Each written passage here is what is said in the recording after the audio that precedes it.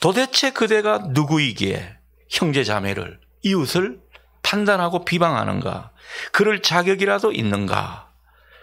여러분, 이 주님의 말씀을 저와 여러분이 엄중히 들을 수 있는 오늘 아침 될 수 있기를 바랍니다. 그래서 우리 모두 교만의 병에서 자유로울 수 있도록, 이 교만의 병에 걸리지 않도록 끊임없이 우리 자신을 되돌아보는 귀한 성찰의 시간이 될 수 있기를 바랍니다.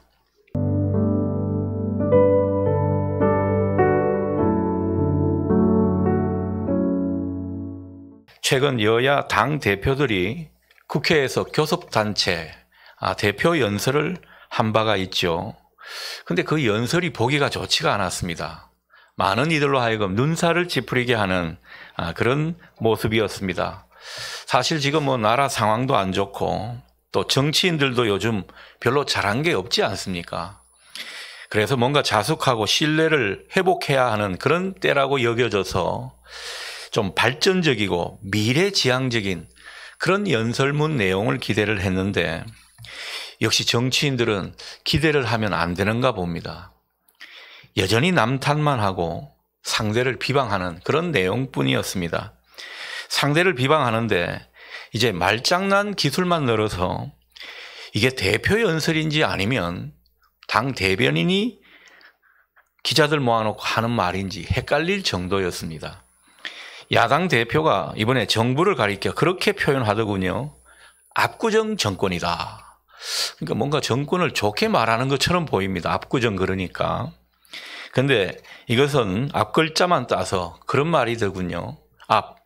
압수수색, 구속기소, 정쟁. 그러니까 맨날 압수수색이나 하고 구속기소에 열을 올리고 정쟁만 일삼는 그런 어떤 정부다, 이런 뜻으로 상대를 비난한 것입니다. 또 여당 대표도 이에 질세라 야당 대표야말로 사돈낱말 대표입니다. 그렇게 말을 하더군요. 말도 얼마나 잘 지어내는지. 사돈낱말이 뭔가 봤더니만 사법 리스크, 돈봉투 비리, 남 탓 전문, 말로만 기득권 포기. 이걸 글자를 따가지고 사돈낱말 대표라고. 그러니까 연설문을 전날 듣고 뭔가 감정적으로 대응하는 그런 모습 같이 보입니다. 또 급조한 느낌이 드는 그런 사자성어가 아닐 수 없습니다. 여러분 기억나실 겁니다. 예전에는요, 당 대표들이 연설하는 것을 들어보면 대통령 연설 뺨치는 수준입니다. 얼마나 품위가 있고 깊이가 있어서 정말 생각하게 하는 그런 내용들이 많았는데 요즘은 당대표의 말이 당 대변인의 말보다 못한 실정이 아닌가, 그런 자괴감이 듭니다. 이제는 정치인들만 비방하고 헐뜯는 게 아니죠. 우리 일반 국민들 사이에서도 서로를 헐뜯고 비방하는 이런 모습이 많이 보입니다. 여러분 인터넷 댓글 같은 거 안 보시는 게 좋을 겁니다. 얼마나 인신공격성, 상대를 비방하는 말을 아주 충격적인 언어로 그렇게 퍼붓고 있는지 모릅니다. 또 들리는 말에 의하면 TV 예능 프로그램도 그런 게 많다죠. 부부나 가족들이 나와서 결혼이나 이혼 이런 것을 주제로 그렇게 하면서 서로를 비방하고 갈등하는 그런 내용들을 관찰하면서 보는 사람들로 하여금 즐거움을 주고 그런 걸 TV로 내보낸다고 한다는 것입니다. 여러분 이제 세상 사람들은요, 점점 남을 헐뜯고 남의 잘못이나 결점을 책잡아서 안 좋게 말하는 것, 이게 일상사가 되고 이걸 참 좋아하는 것만 같은 그런 느낌이 들 때가 많습니다. 여러분 세상이 이렇다 하더라도 우리 믿는 사람들은 좀 달라야 할 것입니다. 정치인들처럼 또 이런 세상의 시류에 편성하는 사람들처럼 그렇게 상대에 대한 적의와 미움을 가지고 비방하고 막말하는 이런 모습은 삼가야 한다는 것입니다. 우리는 때로는 건전한 비판도 할 수 있어야 되고 또 의로운 싸움도 계속 해야 하지만은 요즘 정치인들이 보여주는 그런 모습, 그리고 세태 우리가 참 안타까이 여기는 그런 사람들의 모습을 우리도 은연중에 본받아 가지고 남을 책잡고 헐뜯는, 비방하는 그런 모습은 정말 기독교인으로 득이 안 된다는 것입니다. 보기에 좋지가 않다는 거죠. 무엇보다 이런 일은 죄 짓는 일이 될 수 있습니다. 오늘 말씀에서 주님은 이 부분에 대해 분명히 죄라고 말씀하시는 겁니다. 11절 말씀을 봅니다. 형제들아 서로 비방하지 말라. 형제를 비방하고 판단하는 자는 율법을 비방하고 판단하는 것이라. 이렇게 말씀합니다. 제법 무서운 말씀이 아닐 수가 없습니다. 여러분, 남을 판단하고 비방하는 것, 이것은 율법의 말씀을 비방하고 판단하는 그런 정도의 죄라는 것입니다. 이게 이렇게 심각한 죄인가 싶지만은 주님은 분명 이것을 말씀해 주고 있습니다. 도대체 비방하고 판단하는 것이 어떤 것이기에 주님은 이런 경고의 말씀을 우리에게 하고 계시는가, 이런 생각을 해보게 됩니다. 자, 본문의 비방이라는 말은요, 이 헬라어로 카탈랄레오라는 말인데, 이것은 상대를 적대적으로 대하고 멸시하고 악하게 말하는 것, 그것을 뜻하는 것입니다. 남을 비방하고 또 남을 판단하는 것은 남을 깎아내리는 것이고 또 적대적으로 말하는 것이라고 하는 거죠. 그런데 이 말은 문맥상 교만하지 말라, 겸손하라, 이 말씀 후에 하신 것입니다. 그러니까 우리가 남을 비방하고 또 남을 깎아내리는 그 모든 것이 일종의 교만이라는 겁니다. 남을 비방하게 되는 것은 자신이 높은 자리에서 다른 사람들을 낮게 하찮게 보기 때문에 그렇게 한다는 거죠. 높은 자리에서 내려다보면 결국 못마땅해 하고 또 멸시하게 되는 것이라고 말씀하는 것입니다. 그러니 여러분, 우리가 이 비방이나 함부로 판단하고 함부로 정죄하는 것, 굉장히 경계해야 될 모습입니다. 교만의 또 다른 얼굴이기 때문입니다. 그래서 주님은 우리가 이러한 교만에 빠지지 않도록 바라시는 그 마음으로 형제를 비방하는 것은 율법의 말씀을 비방하는 것이다, 엄중히 경고하고 계시는 것이죠. 만일 우리가 하나님의 말씀을 비방하고 앉은 그런 사람이라면 그 얼마나 교만한 태도입니까? 우리가 하나님의 말씀을 어떻게 판단하고 그것에 대해 이러쿵저러쿵 말할 수 있냐라는 거죠. 우리는 교만의 죄에 빠지지 않도록 늘 자신을 돌아보고 또 남을 비방하지 않는 그런 모습이 되어야 할 것입니다. 여러분, 교만이 참 무섭습니다. 교만이 왜 무섭습니까? 이 교만이 있으면요, 하나님께서 은혜를 주시려다가도 멈추시기 때문입니다. 우리 인생을 무겁게 하고 힘들게 만드는 주범이 때로는 교만이라는 거죠. 저희 부모님들이나 저의 어떤 그 신앙생활을 되돌아보면 하나님께서 교만할 때 반드시 무너뜨리는 것을 보게 됩니다. 은혜를 주시지 않더라는 거죠. 그래서 우리 신앙생활의 큰 걸림돌이 뭐냐? 교만의 병입니다. 우리가 자칫 이 교만의 병에 걸리지 않도록 우리 스스로를 늘 점검해야 한다는 것입니다. 여러분, 교만은 우리를 하나님의 은혜와 도우심으로부터 자꾸 멀어지게 만드는 것입니다. 하나님은 겸손한 자에게 은혜를 주시지만 교만한 자는 어떻게 하신다고요? 낮추시고 물리치신다. 그렇게 성경은 전해주고 있습니다. 그리고 교만이 또 무서운 것은 이 사탄이 교만한 모습 가운데 얼마나 자주 틈타는지 모릅니다. 우리가 사탄이 우리를 어떤 것을 노림수로 보는지를 잘 알아야 합니다. 그런데 한번 교만의 병에 빠지게 되면 이게 또 헤어나오기가 쉽지 않다는 것이 참 위험한 우리의 신앙의 질병이 아닌가 싶습니다. 여러분, 교만이라는 것은요, 남들은 다 아는데 자기만 모르는 게 교만의 병이라고 볼 수 있습니다. 여러분, 교만한 분이 저 교만한 것 같아요, 그렇게 고백하는 거 봤습니까? 스스로는 겸손하다고 생각할 겁니다. 그래서 무서운 병이라는 거죠. 그래서 우리가 이 교만의 병은 어떤 사람이 잘 걸리는가? 스스로 믿음 좋다고 스스로 의롭게 생각하고 너무너무 자신의 찬 사람들이 어쩌면 이 교만의 병에 걸릴 수가 있습니다. 그리고 목회자나 교회 지도자들, 이 교만의 병에 걸릴 확률이 높습니다. 그래서 바울이 그런 말을 했죠. 자기를 쳐서 복종하겠다. 이 교만의 병을 끊겠다는 겁니다. 우리가 말씀에 비추어서 하루하루를 살아가는 것, 이 교만에서 우리가 좀 더 자유롭고 우리 스스로를 보기 위함 아닐까, 그런 생각도 해보게 됩니다. 그러니 나 스스로가 옳다고 여기는 것, 그것을 확신하는 것, 굉장히 위험한 모습입니다. 그러면 우리가 자신도 모르게 교만해질 수 있고 남을 심판하는 그런 자리에 앉게 되는 것입니다. 여러분, 우리가 정치인들 때로는 비판할 수 있죠. 오늘도 뭐 정치인들 제가 비판하는 그런 내용들을 했습니다. 근데 그 사람들을 함부로 정죄할 수는 없습니다. 적대시하지는 말아야 된다는 거죠.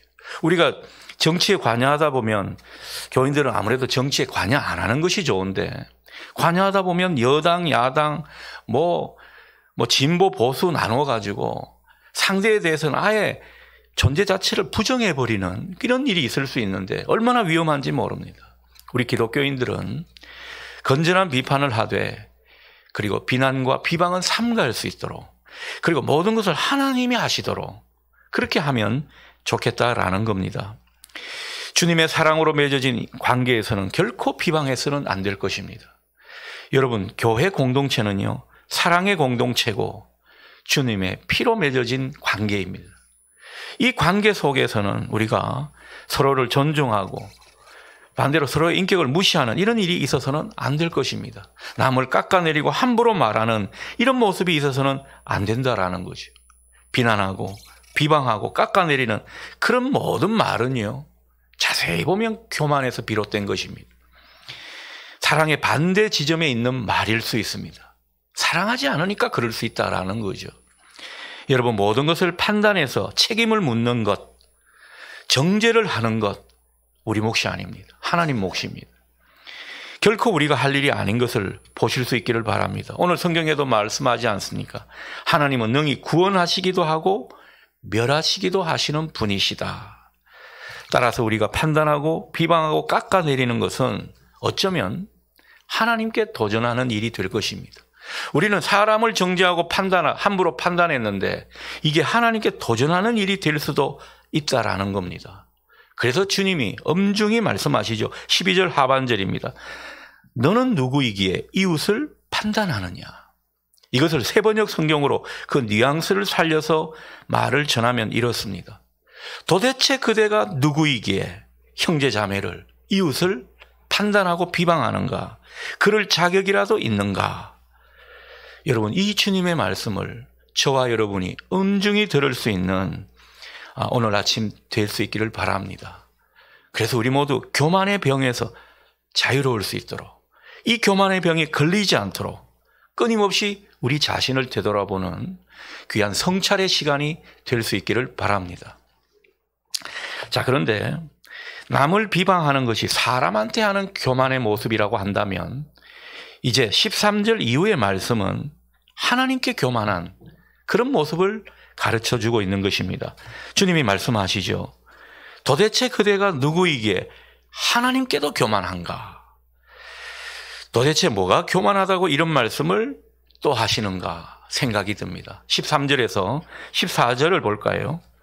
들으라, 너희 중에 말하기를 오늘이나 내일이나 우리가 어떤 도시에 가서 거기서 1년을 머물며 장사하여 이익을 보리라 하는 자들아, 내일 일을 너희가 알지 못하는도다. 너희 생명이 무엇이냐? 너희는 잠깐 보이다가 없어지는 안개니라. 아멘. 여러분, 아멘이 되십니까? 너희는 잠깐 보이다가 없어지는 안개다. 정말 아멘 할 수밖에 없는 그런 것 아닌가 생각이 듭니다. 사실 13절 내용은 별 문제가 없어 보입니다. 여러분, 13절을 보면요, 이 뭐 사업하는 신자들에게는 흔히 있는 일일 수 있다라는 거죠. 언제 어디에 가서 얼마 동안 영업해서 수익을 보겠다. 여러분, 이 정도 사업 구상 안 하는 사람이 어디 있습니까? 또 이 정도 사업 구상 안 하고 사업을 어떻게 합니까? 어쩌면 당연한 일인지 모릅니다. 왜 당연한 소리를 하시는가 생각이 들 정도입니다. 언뜻 별로 문제 삼을 일이 아닌 것 같은데 주님은 이 말씀을 우리에게 들으라 말씀하고 있는 것입니다.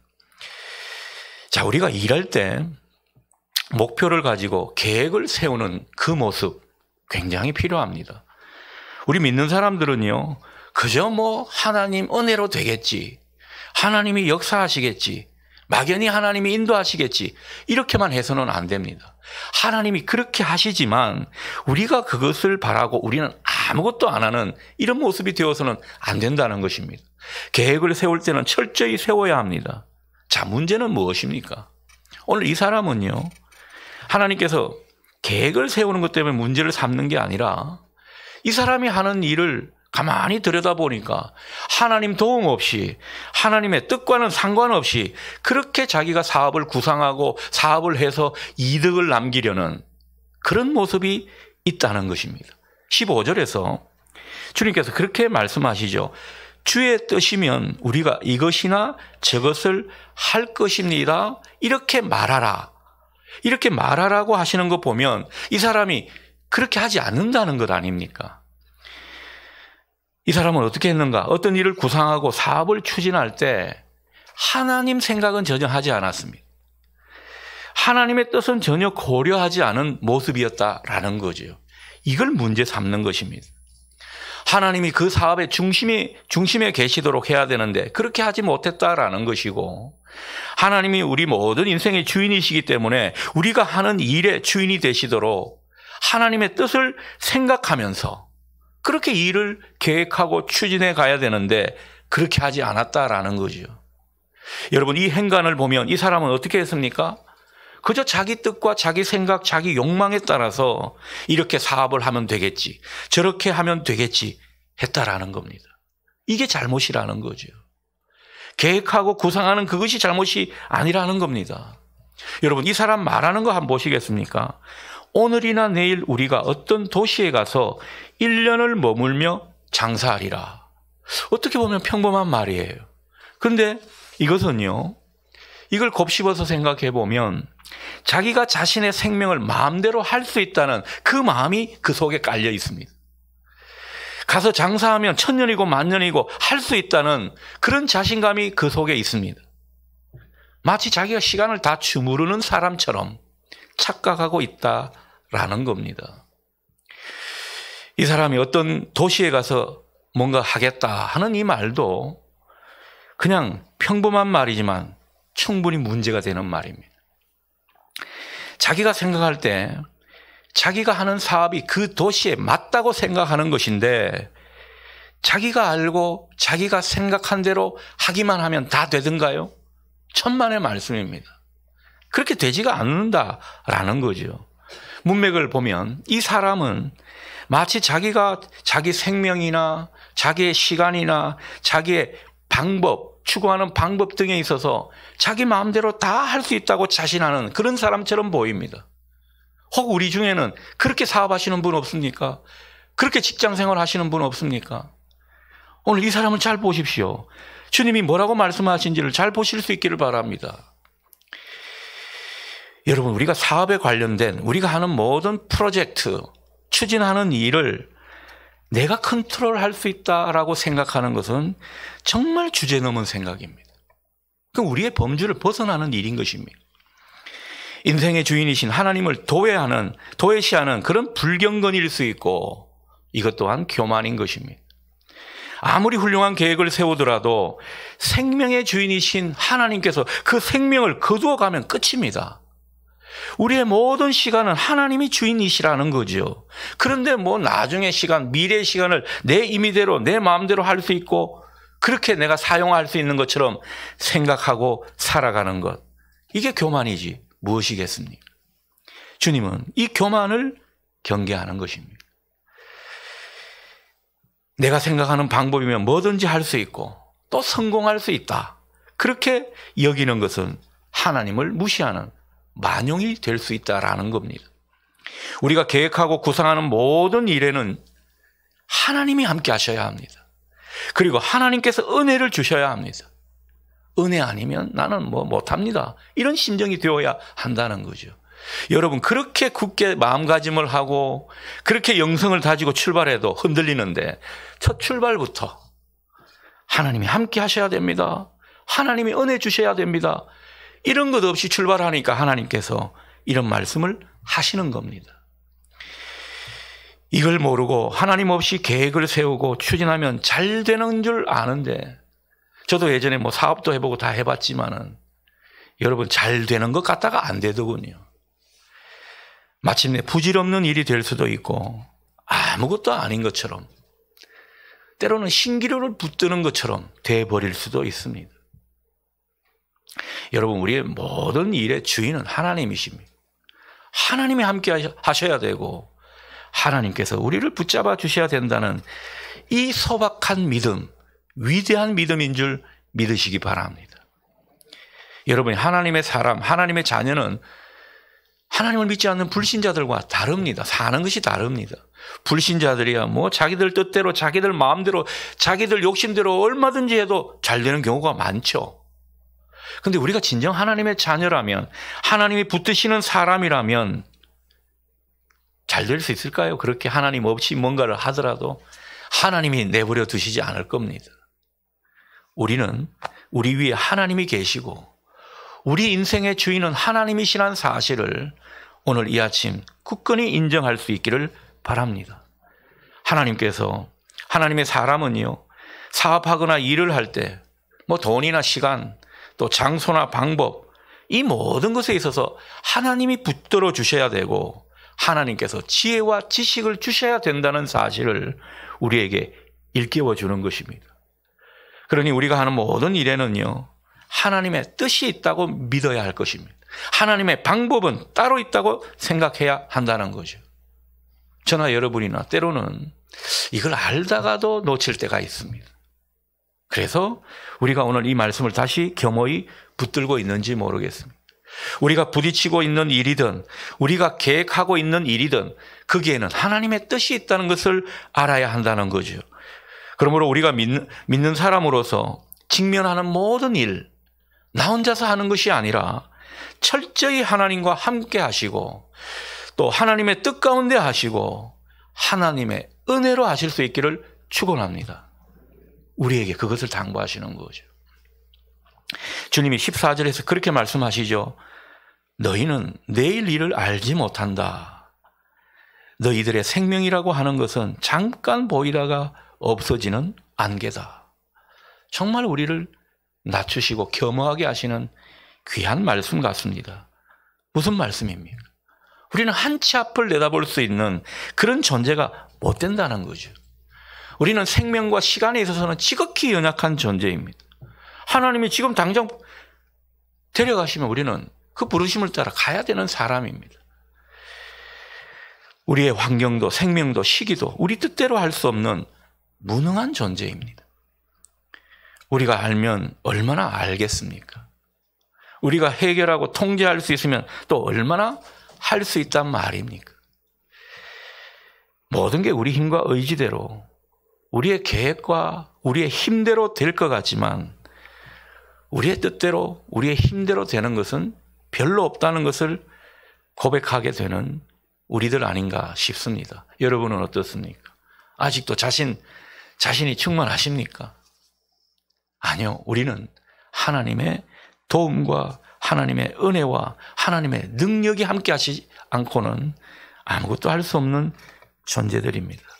이런 존재들인데 뭘 그렇게 계획하고 이렇게 할까 저렇게 할까 궁리하고 우리가 세운 계획에 욕망을 얹어서 그렇게 영을 쓰고 분주하게 일에 매이는가? 이런 질문을 스스로 해보게 되는 것입니다.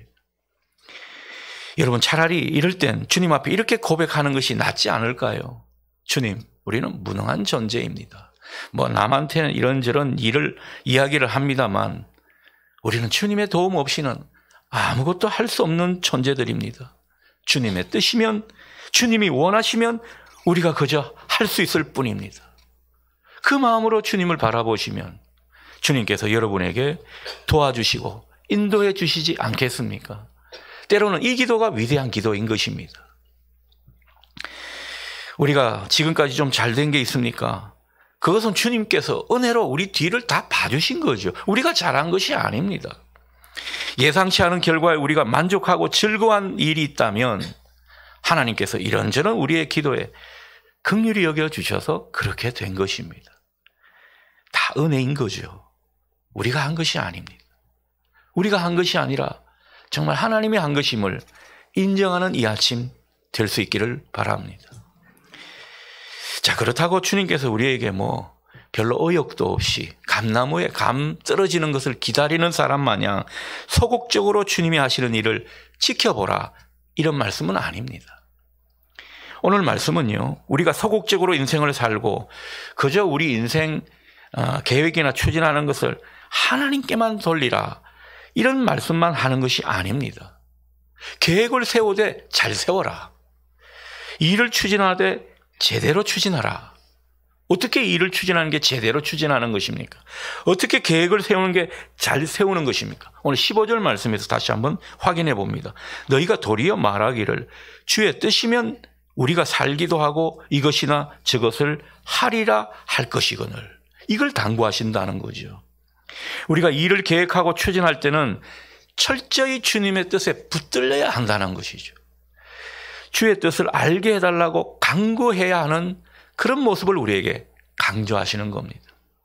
여러분 한번 보십시오. 우리가 가정의 일이든 자녀를 키우고 또 여러분이 일터에서 일을 하고 사업을 하고 또 교회에서 여러 가지 일을 계획하고 시도하는 것. 우리가 그 속에서 얼마나 주님의 뜻을 붙들고 주님의 뜻을 알려고 애를 썼는가.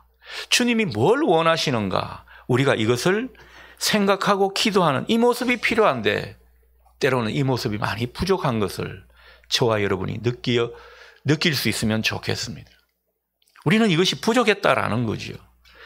여러분, 그래서 주님이 원하시는 것은 주님이 계획하신 것을 우리의 계획으로 만들어 가라. 그것을 당부하는 것입니다. 내 계획을 주님의 계획이라 막 우기는 이런 우리의 모습에서 벗어나야 할 것입니다. 주님의 계획을 내 뜻, 내 욕망으로 세운 내 계획에 그냥 맞춰달라고 주님께 떼쓰는 그런 기도의 사람 되지 않기를 바랍니다. 그저 기도하면서 내 계획을 주님의 계획에 맞추는 그런 성숙한 신자가 될 수 있기를 축복합니다. 이게 주님께 우리의 바른 모습이라는 거죠. 그러니 여러분, 우리가 뭔가 일을 추진하고 계획할 때 급하게 계획을 세우는 것 좋지 않을 줄 압니다. 급하게 한 거는 어쩌면 주님의 뜻이 아닐지도 모릅니다. 기도의 분량도 적고 그리고 우리가 정말 주님의 뜻을 알려고 얼마나 노력했는가 되짚어보면 너무 서둘러서 그것을 놓친 경우가 많거든요. 섣불리 내 계획을 주님의 계획이라 믿는 이런 모습이 있어서도 안 될 것입니다. 때로는 교회 지도자들은 이런 분별을 잘 해야 한다는 것이죠. 참 무거운 말씀이지만 우리에게 정말 실제적인 말씀을 주시는 것 같습니다. 그래서 충분히 기도하고 그 가운데 주님의 뜻을 묻고 주님의 뜻이라 생각하는 것을 바탕으로 계획을 세우고 추진하는 그런 우리가 되기를 주님은 바라시는 것이죠. 그러니 여러분의 일상의 일도 교회에서 주일에 하는 모든 주의 일도 다 이렇게 하실 수 있기를 바랍니다. 그래서 좋은 계획이란 다른 게 아닙니다. 이렇듯 주님의 뜻을 따라 계획을 세우는 것이고요. 그 주님의 뜻을 따라 추진하는 것입니다. 여러분, 이렇게 주님의 뜻을 따라 세우고 또 추진하는 모든 계획은 반드시 이루어질 줄 믿습니다. 왜 그렇습니까? 주님의 계획이었기 때문이죠. 내 뜻대로가 아니라 주님의 뜻에 따라 계획하고 추진할 때 그 결과는 확실히 보장받을 줄 믿습니다. 어느 신부가 예쁜 수녀와 안 예쁜 수녀와 함께 택시를 탄 일이 있습니다. 공교롭게도 이 신부님이 그 수녀님들 사이에 앉게 되었습니다. 뒷자리였던가 보죠. 근데 우리 신부님 예쁜 수녀 쪽으로 자기 몸이 기울어지게 되면 주님 뜻대로 하시옵소서 이런 기도를 하게 되고요. 안 예쁜 수녀 쪽으로 기울어지게 되면 시험에 들게 하지 마시옵소서 그렇게 기도했다고 합니다. 여러분, 아침부터 제가 우스갯소리 했지만은 참 우리의 모습을 시사해 주는 것 같습니다. 우리가 하나님의 뜻을 추구하지 않는 게 아니에요. 하나님의 뜻을 추구하는데 어떨 때는 하나님의 뜻을 추구하려 하지만은 또 어떨 때는 얼마든지 내 마음대로 하는 일이 많다라는 겁니다. 주님은 당부하십니다. 언제나 어디서나 무슨 일이든지 주님 뜻대로 할 수 있기를 바란다는 것입니다. 여러분, 모든 일에 주님의 뜻을 추구하는 저와 여러분 될 수 있기를 바랍니다. 우리가 주님의 뜻을 이해하고자 한다면 내가 중심이 되어 생각하고 이해하면 안 될 것입니다. 언제나 모든 판단 기준은 말씀입니다. 말씀에 비추어서 우리가 결정하고 판단해야 할 것입니다. 그러니 뭔가를 시작한다고, 뭔가를 계획을 세웠다고, 새롭게 출발을 한다고 하면서 하나님의 말씀을 묵상하지 않고 그 말씀에 비추어서 자신을 돌아보지 않는다면 얼마든지 자기 마음대로 할 개연성이 있는 것입니다. 그래서 우리가 묵상을 하고 주의 말씀을 읽게 되는 것이죠. 말씀이 기준이 되어야 합니다. 그런데 가만 보면 말씀을 기준으로 삼아서 해도 여러분, 세부적인 문제나 아주 디테일에 들어가게 되면 이 말씀 가지고는 주님의 뜻을 아는데 한계가 많죠. 그렇다고 모든 일을 주의 종과 상담하는 것도 어려운 일이고요. 여러분, 이럴 때는 어떻게 해야 합니까? 이럴 때를 위해서 우리에게 기도를 주신 겁니다. 기도는 무엇이냐? 주님의 뜻을 묻는 도구인 것이죠. 말씀과 기도로 거룩하여짐이라. 디모데후서에서 그렇게 말씀하는데 말씀과 기도를 통해서 하나님과 하나가 될 수 있다라는 거죠. 하나님과 교집합을 만들어낼 수 있다라는 겁니다. 그래서 우리가 기도를 하면서 그 하나님의 뜻 자체를 묻는 그 기도가 우리에게 중요한 것입니다. 내가 원하는 쪽으로 기도하는 것이 아니라 주님의 뜻이 아니면 저는 앞으로 나아가지 않겠습니다. 주님의 말씀이 아니면 제가 멈춰서겠습니다. 이런 심정으로 주님의 뜻 자체를 진실되게 구하게 되면 하나님이 뭔가 서서히 보여주실 것입니다. 그리고 정말 하나님의 마음이 여기에 더 무게가 실려 있구나 느끼게 될 것입니다. 또 그렇게 하다 보면 그 하나님 뜻이라고 믿고 나아가는 데는 하나님이 또 조정을 해 주시는 거죠. 아무튼 우리는 기도를 통해서 하나님의 뜻을 자꾸 물어야 할 것입니다. 그래서 우리에게 기도하는 무릎을 강조하는 것입니다. 그렇게 주님 뜻에 우리 계획과 뜻을 맞추고 추진하다 보면 어느새 그것이 우리에게 가장 형통한 길이고 그리고 미래를 가장 확실하게 보장받는 길임을 우리 모두 분명히 보게 될 줄 믿습니다. 여러분, 모든 시간 주님과 함께 사십시오. 모든 일을 주님과 함께 하시려고 예를 쓰십시오. 인생을 주님과 겸손히 동행하는 것, 신자들의 지혜요 능력인 것입니다. 16절을 보면 겸손하지 못해서 세상 사람들처럼 이런저런 일을 하면서 스스로를 과신하고 허탄한 자랑을 늘어놓는 그런 사람을 말해주고 있죠. 교만의 죄를 짓는 모습입니다. 이런 모습에서 벗어나라는 거죠. 무엇보다 주님의 뜻이라고 생각되면 그 일을 힘있게 행하십시오.